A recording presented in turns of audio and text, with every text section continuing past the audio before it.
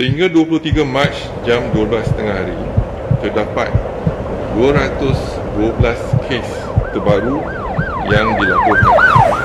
Ini menjadikan jumlah kes positif COVID-19 di Malaysia adalah sebanyak 1,518 kes.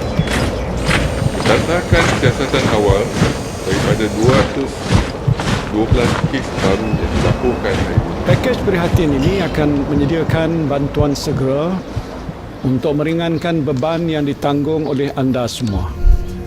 Sama ada anda seorang nelayan di Kukup, Johor, ataupun pekebun kecil di Jeli, Kelantan, anda pengusaha chalet di Cerating ataupun penarik beca di Melaka, niaga pasar malam di Kuala Lumpur ataupun pasar tamu di Kundasang, anda semua akan menikmati faedah ataupun manfaat daripada pakej rancangan ekonomi yang peduli rakyat ini.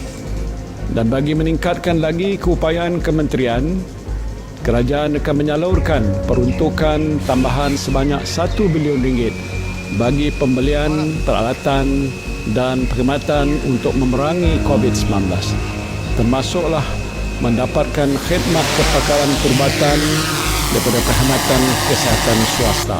Di samping itu, syarikat insuran dan takaful keluarga akan menawarkan penangguhan pembayaran premium atau sumbangan untuk 3 bulan bagi pencarum yang sumber pendapatan mereka terjejas akibat wabak ini.